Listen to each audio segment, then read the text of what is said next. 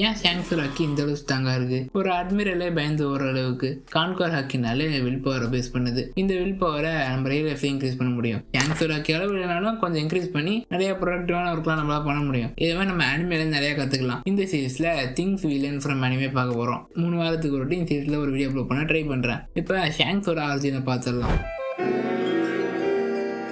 ஷாங்ஸோட ஆரிஜினே இப்போதான் நமக்கு ரிவீல் பண்ணியிருக்காங்க. பிகல் அண்ட் கார்லிக்கும் இந்த ரெட் ஹேர் முனக்கு பிறந்த ட்வின்ஸ் தான் ஷாங்ஸ் அண்ட் ஷாம்ராக். ஷாங்ஸோட அம்மாவோட ஃபேஸை நமக்கு இது வரைக்கும் ரிவீல் பண்ணல. அவர் என்ன கிளான் கூட நமக்கு சொல்ல. அவங்க வந்து அநேகமா டிவி கிளானா இருக்கலாம், இல்லைன்னா டி கிளானா கூட இருக்கலாம். ஏன்னா காட்வேல்ல அவங்க தான் இருந்தாங்க. காட்வேல் இன்சிடென்ட் ஸ்டார்டிங்ல பிகல் அண்ட் கார்லிக் இவங்களை ஏமாத்தி கொண்டுடுவோம். பட் அவங்க இழந்திருக்க மாட்டாங்க. நாங்க மரைன் கேடட்டா வேலை பார்த்த டிராகன் கிட்ட ஷாங்ஸையும் ஷாம்ராக்கையும் கொடுத்து காப்பாற்ற சொல்லுவாங்க. டிராகனால ஷாங்ஸை மட்டும் தான் காப்பாற்ற முடிஞ்சிருக்கும். ஷாம்ராக்கா கார்னெட் மர்ஃபி உள்ள போந்து டிராகன் அட்டாக் பண்ணி எடுத்துட்டு போயிடுவாங்க. அப்புறம் காட்வேல் நடந்த நிறைய பிரச்சனைனால ஷாங்ஸ் வந்து ட்ரெஷர் செஸ்ட்டுக்குள்ள போவான். அந்த புதையல் பெட்டியை ரோஜர் பைரட்ஸ் கண்டுபிடிச்சி ஷாங்ஸை பகி கூட சேர்ந்து வளர்ந்துருப்பாங்க. பகி கூட ஷாங்ஸ் வந்து ரோஜர் பைரட்ஸ்லேயே வளர்ந்துருப்பான். ஷாங்ஸ் ரோஜர் பைரட்ஸ்ல கிடைச்சது வரைக்கும் நல்லா கவர் பண்ணியிருக்கேன். இதுக்கப்புறம் ஷாங்ஸோட லைஃபை நமக்கு அனிமேலே தெளிவாக எக்ஸ்பிளைன் பண்ணியிருப்பாங்க. ஷாங்ஸோட ஃபுல் ஸ்டோரியை நம்ம ஷாங்ஸோட கேரக்டர் வீடியோ அப்லோட் பண்ணும்போது பார்க்கலாம். அந்த வீடியோ சீக்கிரமா அப்லோட் பண்ண ட்ரை பண்றேன். அது பார்க்க நீங்க சேனல் சப்ஸ்கிரைப் பண்ணுங்க. அப்பதான் நான் வீடியோ அப்லோட் பண்ணேன் நோட்டிஃபிகேஷன் வரும். நீங்க அந்த வீடியோ பார்க்க முடியும். இப்போ ஷாங்ஸோட பவர்ஸ் அண்ட் எபிலிட்டிஸ் அவன் ஹாக்கியா இந்த அளவு ஸ்ட்ராங்கா இருக்கு அப்படின்றத பார்த்துடலாம்.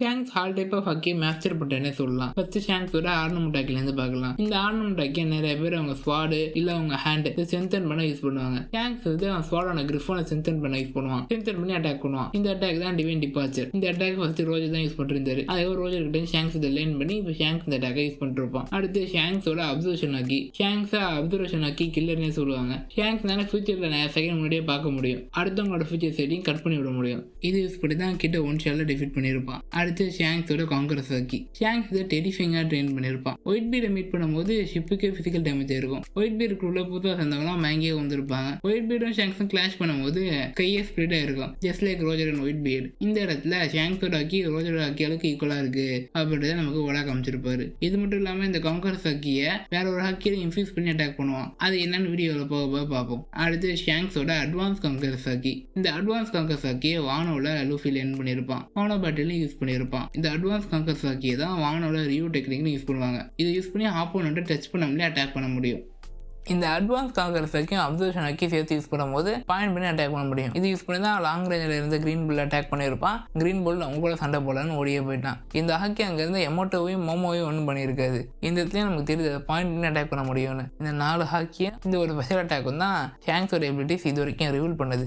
இப்போ ஏன் ஷாங்ஸோட ஹாக்கி இந்த அளவு ஸ்ட்ராங்காக இருக்குது அப்படின்றத பார்த்துடலாம். இதுக்கான முதல் ரீசனே ஷாங்ஸ் வந்து ரோஜர் பைரட்ஸை வாழ்றதுனால தான். ஷாங்ஸ், ரோஜர், கபான், ரெய்லி இவங்கெல்லாம் ட்ரெயின் பண்ணாலும் ஷாங்ஸ் இந்த அளவு ஸ்ட்ராங்காக இருக்கிறதுக்கான ரீசன். அது மட்டும் இல்லாமல் ஒன் பீஸ் சில கேரக்டருக்கு மட்டும் தான் காங்கரஸ் ஹாக்கி இருக்கும். அவங்களுக்கு வந்து பெரிய அட்மிஷன் இருக்கணும், பெரிய ஆளாக சாதிக்கணும் அப்படின்னு நினைக்கிறவங்க மட்டும்தான் இந்த காங்கரஸ் ஹாக்கி இருக்கும். அந்த மாதிரி கேரக்டர் ஷாங்ஸும் ஒருத்தனே சொல்லலாம். மெயின் ஸ்டோரிக்கு 14 வருஷத்துக்கு முன்னாடி ஷாங்ஸ் கபானை வெயிட் பண்ண போயிருப்பான். அப்போ கபான் வந்து நீதான் சைல்டு ஆஃப் டெஸ்டினி அப்படின்னு சொல்லியிருப்பாரு. இதுக்கு என்ன மீனிங்னா அவன் தான் விதியை மாற்ற போகிறான், அவன் தான் ரொம்ப முக்கியமானவன் அப்படின்றது தான் அந்த லைனுக்கான அர்த்தம்.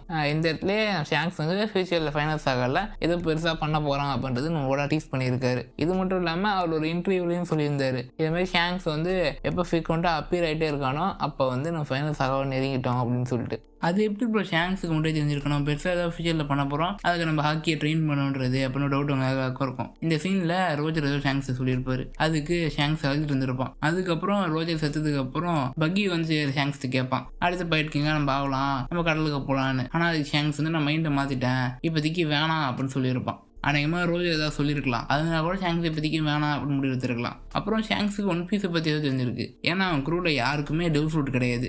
அதுமாரி வேகாப்பங்கோட ப்ரொடிஷனில் உலகம் வந்து தண்ணிக்குள்ளே முழுக போகுது அப்படின்னு சொல்லியிருப்பாரு. அநேகமாக ஷாங்ஸுக்கு முன்னாடி தெரிஞ்சிருக்க வாய்ப்பு இருக்குது. அதனால தான் அவன் குரூவில் யாருக்குமே டெவில் ஃப்ரூட் இருக்காது. ஷாங்ஸுக்கு ஒன் பீஸை பற்றி ஏதாவது தெரிஞ்சிருக்கு. அதனால தான் ஷாங்ஸை வாக்கி இந்த ஒரு ட்ரெயின் பண்ணியிருக்கான். அவன் ரொம்ப முக்கியமானவன் போல இருக்குது அப்படின்னு சொல்லிட்டு. அதுதான் அதுக்கான ரீசன். நான் அது வரைக்கும் ஒன் பீஸை திருப்பி ரீவாச் பண்ணி நாங்கள் விட்டதை படிச்சதெல்லாம் எனக்கு தெரியுது. அதை இந்த வீடியோவில் சொல்லியிருக்கேன். இப்போ நம்ம எப்படி ஹாக்கி மாதிரி வில் பவர் இன்க்ரீஸ் பண்ணுறது அப்படின்றத பார்த்துடலாம். நம்மளால் ஷாங்ஸ் மாதிரி ஹாக்கி யூஸ் பண்ண முடியாலும் வில் பவர் இன்க்ரீஸ் பண்ணி ப்ரொடக்டிவாக ஒர்க் பண்ண முடியும். அதுக்காக 3 ரிசர்ச் பேப்பர் வச்சுருந்துருக்கேன். இந்த 3 ரிசர்ச் பேப்பர் லிங்க் டிஸ்கிரிப்ஷனில் இருக்குது, வேணா படித்து பாருங்கள். ஃபர்ஸ்ட் ரிசர்ச்சில் 1998 சைக்காலஜிஸ்ட் ராய் பூஸ்டர் பண்ண ரிசர்ச்சில் வில் பவர் இம்டான் சோர்ஸ்னு ப்ரூவ் பண்ணியிருக்காங்க. ஓவராக யூஸ் பண்ணால் டயர்ட் ஆகும், நல்ல ஹேபிட்ஸ் நல்ல ரொட்டீன்ஸ் இருந்தால் ரெக்கவர் ஆகும் அப்படின்னு சொல்கிறாங்க. செகண்ட் ரிசர்ச் பேப்பரில் அட்டென்ஷனை கண்ட்ரோல் பண்ணுறது வில் பவர் இன்க்ரீஸ் பண்ணணும்னு சொல்லியிருக்காங்க.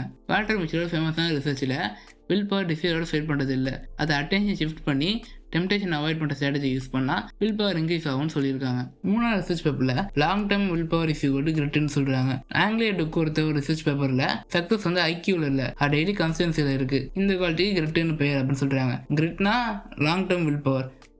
இந்த 3 ரிசர்ச் பேப்பர் தான் வில் பவர் இன்க்ரீஸ் பண்ணுறதை பற்றி நான் கண்டுபிடிச்சது. நான் ரிசர்ச் ப்ரொஃபஷனல் இல்லை. இந்த 3 ரிசர்ச் பேப்பர் இன்டர்நெட்டில் இருக்கிற பப்ளிஷ் பண்ண சைக்காலஜி ரிசர்ச் பேப்பர் எல்லாம் எடுத்து ஐடியாவே கிளியராக எக்ஸ்பிளைன் பண்ணியிருக்கேன். அதனால் இந்த 3த்துல எது ஒர்க் ஆகுன்னு எனக்கு தெரியாது. நானும் இந்த 3த்தையும் என் லைஃபுக்கு அப்ளை பண்ணி பார்க்குறேன். அப்ளை பண்ணி வில் பவர் இன்க்ரீஸ் ஆகுதான்னு பார்க்குறேன். உங்களுக்கு இந்த 3 ரிசர்ச் பேப்பரில் எது ஒர்க் அவுட் ஆகிற மாதிரி இருக்குது அப்படின்றத கீழே கமெண்ட் பண்ணுங்கள். எனக்கு இந்த 3 ரிசர்ச் பேப்பரில் ஒன்று ஒர்க் அவுட் ஆன மாதிரி இருக்குது. நான் அதை இப்போ தான் கண்டுபிடிச்சேன். பட் அதுக்கு முன்னே இந்த கிரிட்டை யூஸ் பண்ணி தான் என் வில் பவர் இன்க்ரீஸ் ஆகிருக்கு அப்படின்னு நமக்கு தெரியுது. ஏன்னா நான் ஒரு மாதமாக தொடர்ந்து எக்ஸசைஸ் பண்ணிட்டே இருக்கேன். அது வந்து தொடர்ந்து நான் பண்ணிகிட்டே இருக்கேன். அதனால் இந்த கிரிட் டெக்னிக் கொஞ்சம் ஒர்க் அவுட் ஆகிற மாதிரி இருக்குது. அது லாங் டேர்ம் வில் பவர் இஃபிகோடி கிரிட் அப்படின்னு சொல்லியிருக்காங்களே. லாங் டைமாக நான் ஒரு 2 மாதமாக தொடர்ந்து எக்ஸசைஸ் பண்ணிட்டே இருக்கேன்.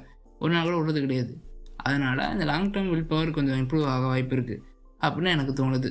அதுதான் guys, இந்த வீடியோ அவ்வளோதான். இல்லை ஷாங்ஸோட ஹாக்கி அப்புறம் வில் பவர் எப்படி இன்க்ரீஸ் பண்ணுறது நான் விஷயம் பார்த்துருப்போம். உங்களுக்கு ஒன் பீஸ் கண்டென்ட் சேனலுக்கு அனிமே கண்டென்ட்லாம் பிடிக்குன்னா சேனல் சப்ஸ்கிரைப் பண்ணுங்கள். இதுக்கு முன்னாடி இது வரைக்கும் ரிலீஸான ஒன் பீஸ் மேங்கா சாப்டர் ஒரு 4 சாப்டர் அப்லோட் பண்ணியிருக்கேன். அது பார்க்கணுன்னா டிஸ்கிரிப்ஷன் கீழே இருக்குது, அதை கிளிக் பண்ணி பாருங்கள். பாய் guys, உங்களை அடுத்த வீடியோ மீட் பண்ணுறேன். Bye bye.